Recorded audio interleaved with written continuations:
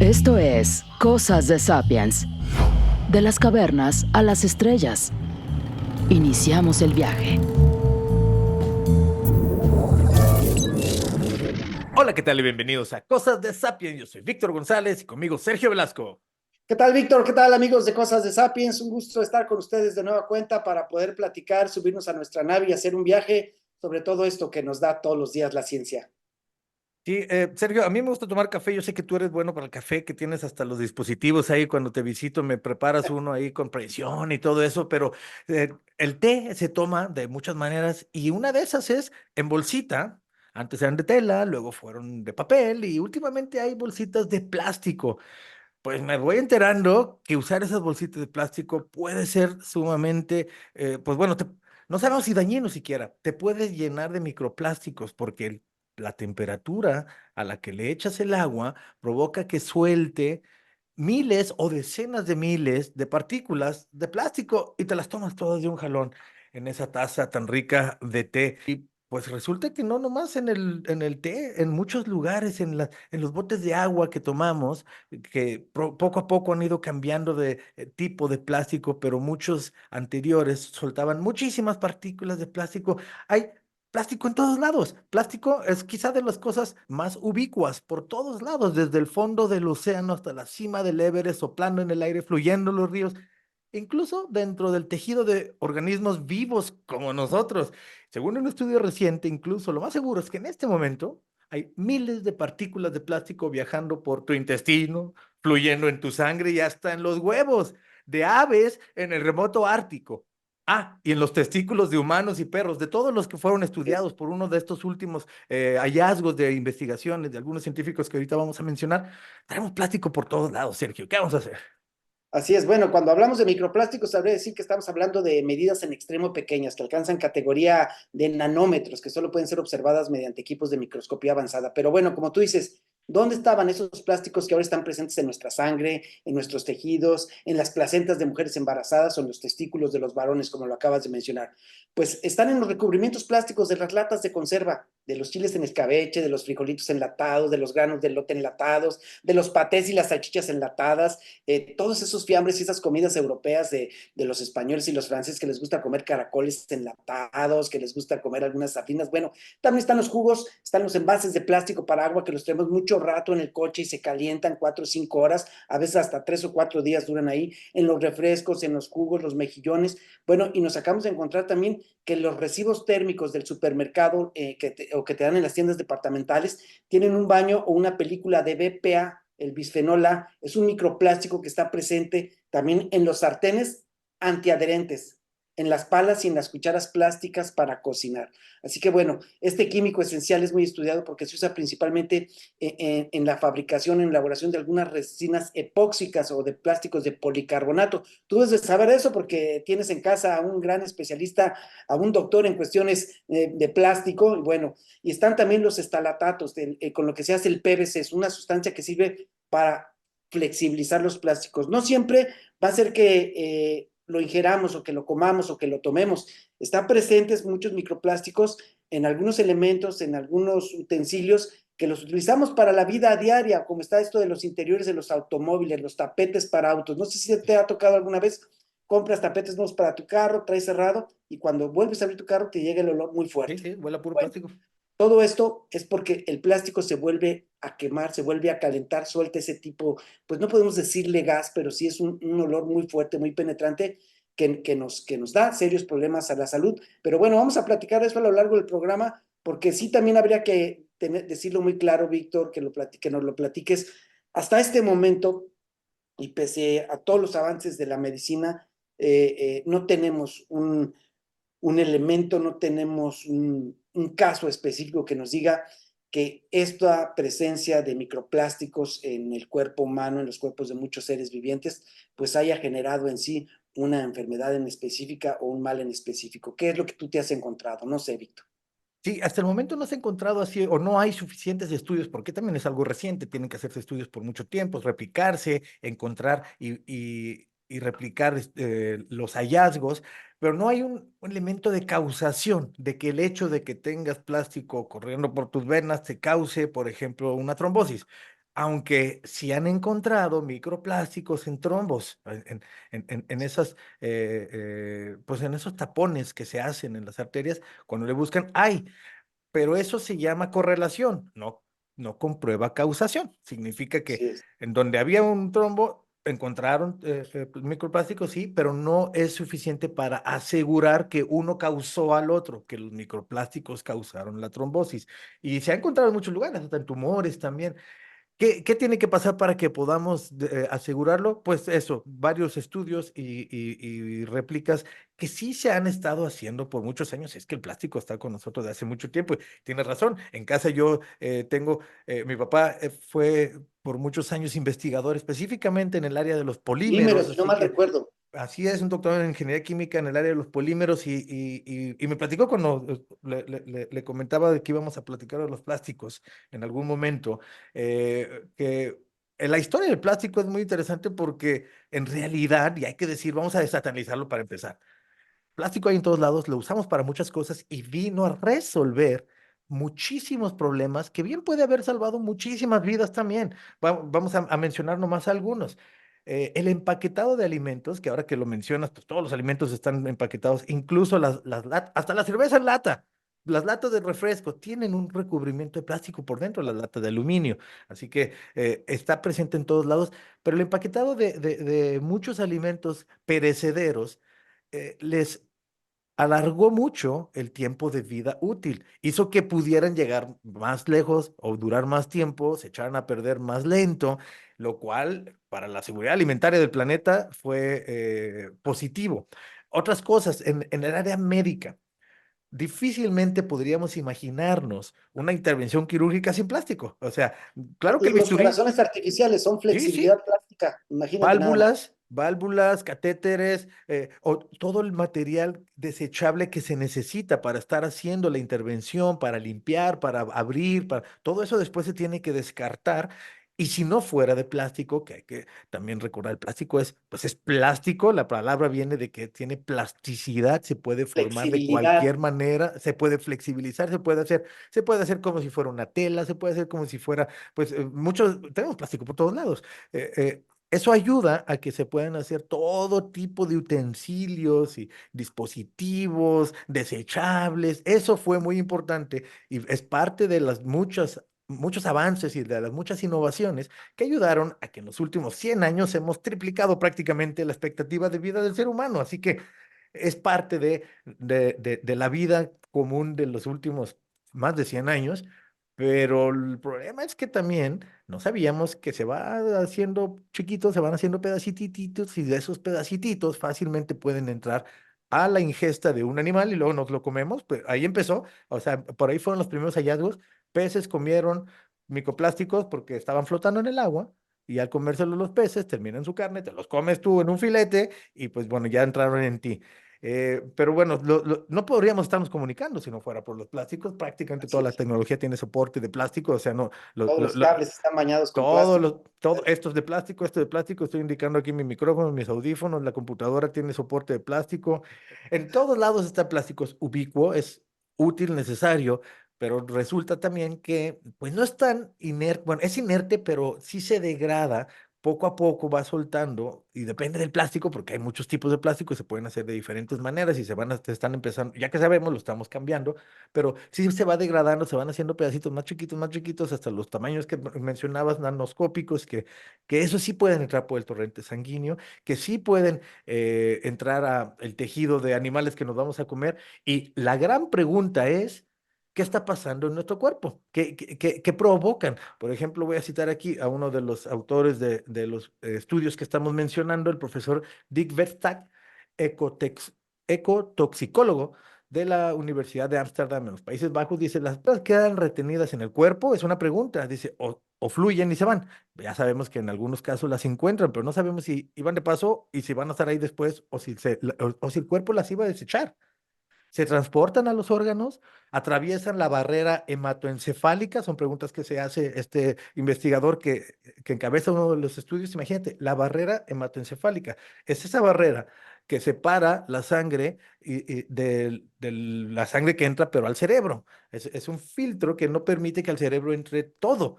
Entran algunas cosas, pero no todo. Es muy importante que esté ese filtro funcionando y no sabemos a qué tamaños pudieran los microplásticos entrar al cerebro. Eh, Son los niveles de microplásticos, continúo con las preguntas que se hace el doctor Dick Vestak. Son estos niveles lo suficientemente altos como para desencadenar una enfermedad. Necesitamos urgentemente, dice el doctor, financiar más investigaciones, siempre se necesitan más investigaciones financieras, para que podamos averiguarlo, porque nuestro estudio es el primer indicio, dice, él estuvo involucrado en el estudio que se publicó hace 2 años, que encontraron las evidencias suficientes y necesarias, que fueron un poquito más de 20 casos, que normalmente se pensaría que son pocos, pero después se replicaron. Fue el primer hallazgo, fue una comprobación de una hipótesis que después al replicarla se afianzó como investigación sólida, digamos. Pero nuestro estudio dice que tenemos partículas de polímero en nuestra sangre, pero también tenemos que ampliar la investigación, aumentar el tamaño de las muestras y el número de personas estudiadas. Varios grupos ya están realizando estos estudios, afirmó hace 2 años el profesor Dick Veltak. Bueno, pues desde entonces se han hecho muchos más estudios, replicando el estudio de este grupo de investigadores de la Universidad de Ámsterdam en los Países Bajos, que encontraron plásticos en la sangre. Ahora se encontraron en muchos otros lugares. Dijeron, vamos buscando en la placenta, encontraron. Vamos buscando en testículos de perros y de humanos. Y en todos los casos encontraron microplásticos. ¿Qué nos están haciendo? ¿Qué le provocan al ser humano? ¿Qué le provocan al perro? ¿Qué le provocan al tejido? Eso es lo que no sabemos todavía. Lo que sabemos es que sí tenemos microplásticos todos fluyendo. Por ahí y esto es una especulación, pero por ahí había un dato que decía que te entran al cuerpo de microplásticos una cucharada de microplásticos, o sea, serían como una cucharada al mes o el equivalente a una tarjeta de crédito de plástico del tamaño de una tarjeta de crédito al mes entran a tu cuerpo. No sabemos si se quedan, no sabemos si salen o cuántos se salen, porque hasta el momento no hay suficientes estudios. Lo que sabemos es que el plástico provoca esto. ¿Y qué podemos hacer si al entrar a tu vehículo ese aire ya está, si está haciendo, con el calor que está haciendo en este momento aquí en Guadalajara de 38 grados, yo abro mi auto y está muy caliente y huele a plástico? Lo que decías de los tapetes que se van evaporando, ¿qué se puede hacer con respecto a esto? No podemos despegarnos del plástico así nada más. Está, no solo está difícil, de hecho es imposible. Sería imposible, aunque dejáramos de producir plástico y producimos muchísimo, aunque aunque dejáramos de producir plástico en este momento, pasarían décadas que todavía va a haber plástico. Decíamos, hay en la cima del Everest y en el fondo del mar, hasta arriba y hasta abajo, soplando por el aire. Lo respiras cualquier día, en cualquier momento. En este momento, cada minuto se producen millones de botellas de plástico que van a ser ingeridas por seres humanos en los próximos días. Todos los días se producen cosas de plástico y está muy difícil sustituirlo. Es sumamente efectivo. Lo sacas o sea, se sale del petróleo, le picas al suelo, sale petróleo. Digo, es más complicado que eso, pero prácticamente ahí está. Es nada más cosecharlo. No lo tienes que inventar, no tienes que producir, es sacarlo, refinarlo, hacer todos los procesos necesarios y se puede convertir en muchas cosas. Dejar de usarlo se ve como que va a estar difícil, ¿no? ¿Cuáles son los efectos? ¿Cuáles son las preocupaciones que tiene la comunidad médica con respecto al hecho de que ya sabemos, hay plástico corriendo por nuestra sangre y en nuestros tejidos y en nuestros órganos y en los lugares más preciados? ¿Tú qué has escuchado de eso?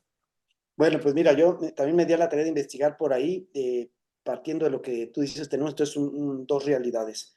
La primera, no hay una evidencia de que la presencia de microplásticos o de plástico dentro del organismo del ser humano directamente genere algún problema de salud.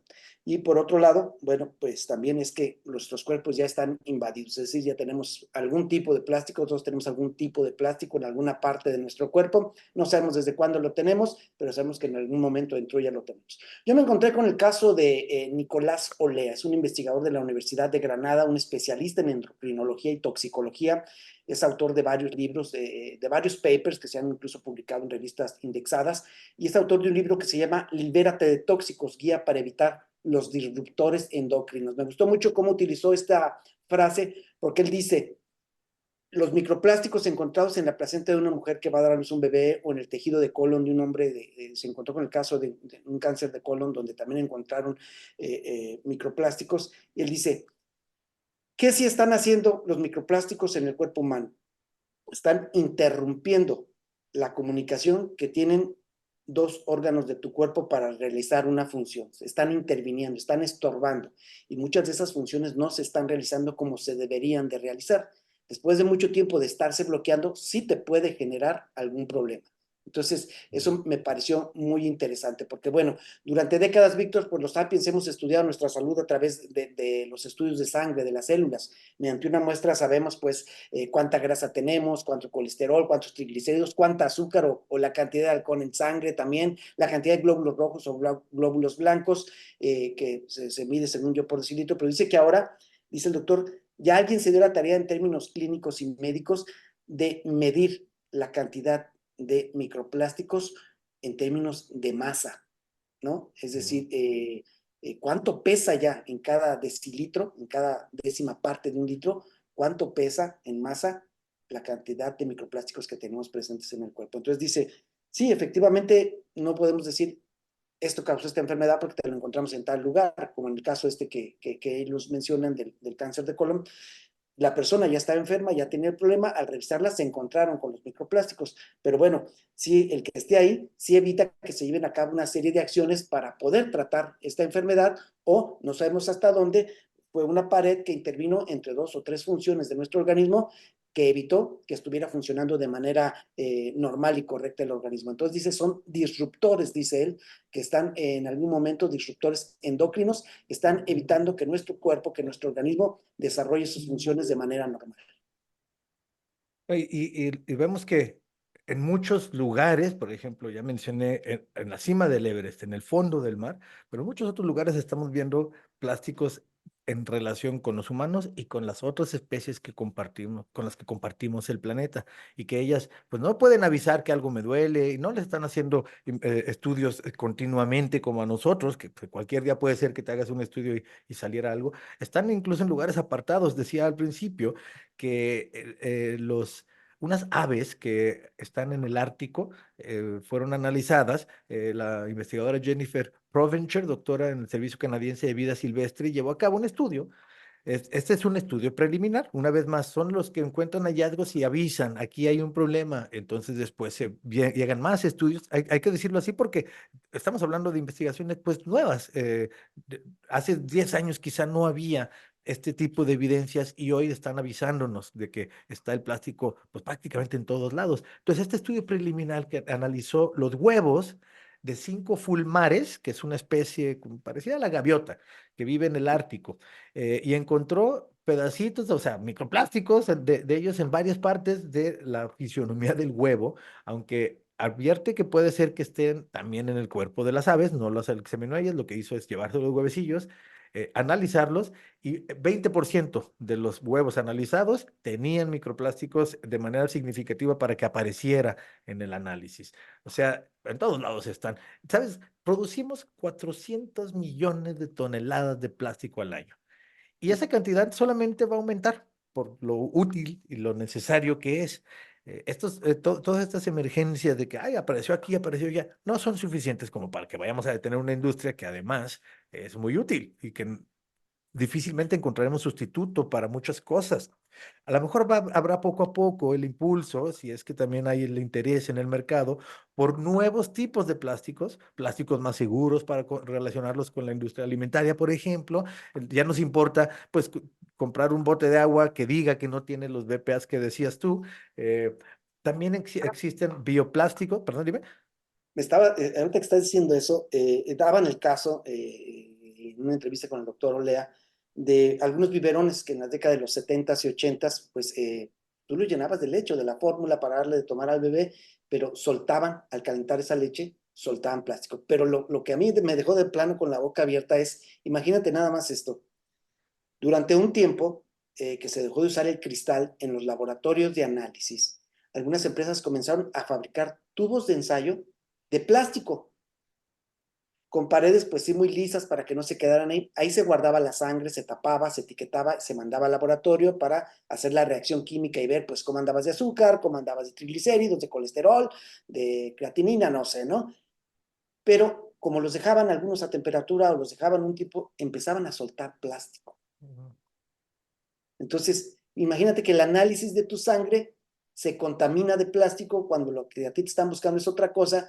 Y entonces tú le llevas esos resultados a tu doctor o a tu especialista que te está atendiendo. Oiga, pues aparte de que trae usted todas estas cosas, pues también estamos viendo que tiene esto.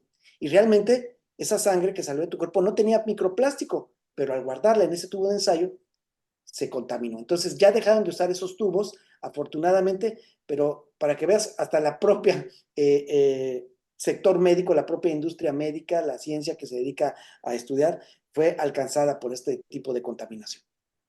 Y es que solamente usándolo después de mucho tiempo iban a aparecer estos problemas. Cada generación tiene sus sustancias y sus hallazgos, sus inventos favoritos que después algunos de ellos resulta que eran dañinos. ¿Te acuerdas que una generación anterior el asbesto y a lo Sí, mejor dos generaciones antes de eso el DDT? Ese gran así, insecticida que salió y le rociaban a la gente de DDT, que por un lado tenía sus beneficios, controlaban la población de las mosquitos, que plagas. es, que, ajá, y sobre todo, sí, de todas y sobre todo de mosquitos y cucarachas, pero los mosquitos es el peor enemigo del ser humano. El peor enemigo de los Pero sapiens también es morían el las mosquito, abejas, pero también se morían y también morían las causaban avispas, problemas. Ya después los supimos, cuando se mayates. hicieron, se hicieron suficientes investigaciones, que causan problemas a los seres humanos y ya se retiraron del mercado el DDT y el asbesto. ¿Qué pasará con el plástico? No sabemos. Yo dudo que sea algo tan grave como el DDT, que provoca malformaciones, que provoca deterioro hasta cognitivo, o el asbesto, que provoca cáncer. En este caso, yo creo que lo que va a pasar es que vamos a empezar a retirar el plástico del contacto directo con los alimentos cuando no estemos seguros de qué tipo de plástico es. Empezarán a aparecer más bioplásticos, derivados de celulosa vegetal que sabemos que se puede biodegradar, que ahí también está, hay todo, es todo un tema que deberíamos de tratar, porque Claro. esto de que son biodegradables, pues depende de cómo y en qué condiciones. Si se van a degradar en lugar de 10.000 años, en 100 años, pues para el tiempo de vida de un ser humano da lo mismo, ¿no? Si es un microplástico biodegradable o no biodegradable, da lo mismo. 100 años, si se va a tardar 100 años en degradar, da lo mismo. Y en algunos casos esos biodegradables solo es bajo ciertas condiciones de temperatura, presión, humedad, y si no, no se dan. Pues los miles de millones de toneladas de plástico ahí que hay en los tiraderos, ahí siguen, aunque dejáramos de producir, ahí están, van a seguir fluyendo todavía. Y tenemos que encontrar una solución. El problema no es el Dejas- plástico. Me dejas pensando también en cómo en todas estas políticas públicas tienen que ver los gobiernos y tienen que ver las sociedades. Me estaba acordando ahorita que platicabas esto, Víctor, de al inicio de este sexenio acá en México, los etiquetados, esto tiene mucha azúcar, esto está muy dulce, esto tiene muchas calorías.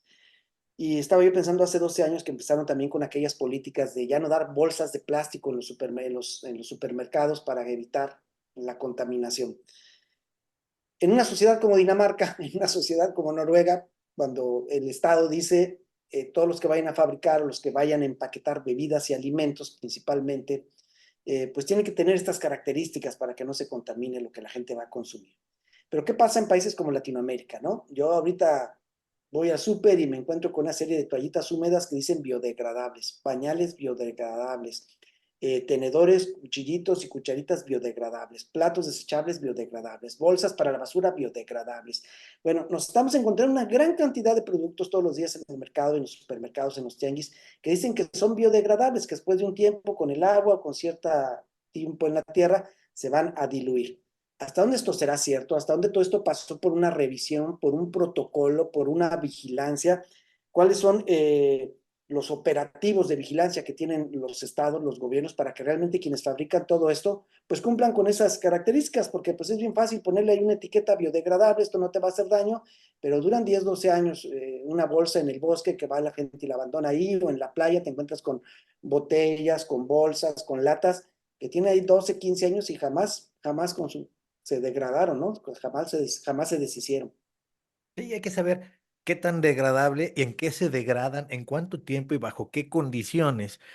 pero la etiqueta les ayuda, les sirve, la usan y vende. Entonces, tampoco Sí. es que se solucione gran cosa. El problema no son los plásticos, el problema es cómo nosotros disponemos de ellos. Muchas veces lo que sucede es que llega mucho plástico al océano. Eso de dejar de usar popote, bueno, nosotros vivimos en una ciudad que está a 300 kilómetros del océano. Muy difícilmente un popote que tú tires va a llegar al océano. La mayoría, 30%, llegan solamente de una sola área del sur de Asia, en donde ahí sí tiran la basura a los ríos, a lo que queda de los ríos, que llegan al mar. Acá no, acá lo amontonamos y la metemos ahí en un hoyo en el bosque, que está también mal, pero por lo menos de ahí no se va. No es que vaya a llegar al mar, pero dejar de usar popote no ha sido la salvación. Dejar de usar bolsas de plástico tampoco, porque las sustituyeron bolsas de tela, ¿te acuerdas? Pero Sí, esa bolsa sí. de tela también tiene un impacto, una huella ecológica, también para crecer ese algodón y para hacerlo, blanquearlo, para plancharlo, para pintarlo y para que llegara a tu casa, transporte, por lo que pesan, también contaminó y muchas veces contaminó más. La única manera de que contamine menos es si la usas la misma bolsa 1000 o hasta 10,000 veces, dependiendo de cuál sea el material. No, no, no, ¿A ti no. te duran 10,000 usadas?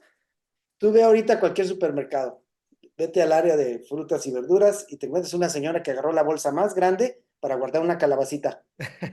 Se trae 10 bolsas de esas en una calabaza, en una cebolla, las pasa a la caja, se las lleva. ¿Por qué se lleva tantas bolsas, señora? Pues es que después las uso para la basura. También se pusieron de moda los popotes de También, metal, por eso te muy padres, decía, ahí tengo. no todo es el Estado, no todo es el gobierno, no todo son políticas públicas. ¿Dónde estamos como sociedad también colaborando para que estas cosas no sucedan, no pasen? ¿No? Porque no todo se puede quedar en etiquetas y en restricciones gubernamentales. Sí, y bueno, y también hay que decirlo, no es por causar alarma, estamos hablando de los hallazgos que hay, de las preocupaciones que generan, pero no sabemos si a estas concentraciones, a estas dosis de esos tamaños, no sabemos a ciencia cierta hasta este momento, no hay suficiente evidencia para determinar si causa daños, qué daños causa, qué tan grave es, o siquiera si hay algún peligro relevante, porque todos los días respiramos polvo y no nos pasa nada. El plástico es inerte, el plástico es estable, el plástico no infecta. Así que bien puede suceder que en la mayoría de los casos no haya tanto problema, pero en algunos sí. Hay especulación de que puede provocar muchos problemas graves, pero todavía hasta este momento no tenemos la evidencia suficiente como para decir esto causa esto. La causación no está comprobada. Vamos a estar al pendiente cuando tengamos más información. Siempre tratamos de sacarla por acá, pero por el momento la cerveza mejor en vidrio, en Todo, botella la de agüita vidrio. también, todo lo que tienes que tomar, pues, Sí, todo tomar. mejor ya se pusieron de moda también los vasos estos de metal. Ojalá que después no salga que el metal también soltaba algo y así pasa, así nos va pasando, echando a perder se aprende y estamos aprendiendo siempre echando a Es perder también la mucho. guerra de la industria, ¿no? Imagínate toda la vida, durante décadas, pues todo lo tomamos en botellas de cristal, la cerveza, los refrescos, muchas medicinas se empaquetaban, también se guardaban en frascos de vidrio. Después aparece la industria con esto de la fabricación masiva de botellas y empieza a ser delegada hacia un lado, se empieza a hacer un lado la industria del vidrio, ¿no? Entonces se dan su tiempo para estos señores afectados económicamente por la industria del plástico para hablar mal del plástico. Después, cuando se empiezan a vender otra vez las botellas de vidrio, los señores de la industria del plástico van a decir, no tomes en vidrio porque el vidrio tiene esto, tiene el otro. Entonces, como sociedad quedamos atrapados entre dos industrias que se están acusando de hacerle mal a los demás y uno pues ya no sabe realmente qué hay que hacer. Yo me voy a ir a tomar agua al río mejor, aunque pues para encontrar un río que no esté contaminado va a estar difícil, ¿no? Sí, y vamos buscando siempre cuál es el que menos problemas causa, porque todas las soluciones causan problemas. Mientras no sean más problemas que lo que solucionaron, vamos avanzando, pero después tenemos que volver a solucionar los nuevos problemas que causaron nuestras soluciones. Esas son las cosas de Sapiens: el plástico, el metal, el vidrio. Cada uno tiene sus pros y sus contras. Los garrafones antes llegaban en vidrio, ahora llegan en plástico. El plástico puede tener microplásticos, pero el vidrio pesaba más y pesar más significa más contaminación. Y la contaminación también hace daño. Todas esas son cosas de Sapiens y tenemos que estar al pendiente de todas. Pues bueno, Sergio, ahí le dejamos, vámonos por una cervecita, pero en vidrio. Por el Oye, momento parece ser que es está más seguro. tocando aquí afuera el señor de la mensajería, te trae una caja que trae algo ahí de plástico, no sé Dile si que encargaste. mejor, dile que mejor la abrimos así a la distancia. Y ahora de hoy en adelante, al ventilar No el vaya a carro al llegar. explotar. No vaya a Muy explotar. bien, Y al ventilar el carro al llegar. Bueno, pues muy muchas bien. gracias. Gracias, Sergio. Un Saludos, abrazo, un hasta la abrazo. próxima. Saludo y muchas gracias a todos los que nos escuchan, que nos ven, que nos siguen a través de las redes sociales de Cosas de Sapiens. Si te gusta lo que hacemos, suscríbete, comparte y si no, bienvenido el debate. Terminamos. Te esperamos en el próximo viaje. Cosas de Sapiens es producido por el Centro Universitario de los Altos de la Universidad de Guadalajara.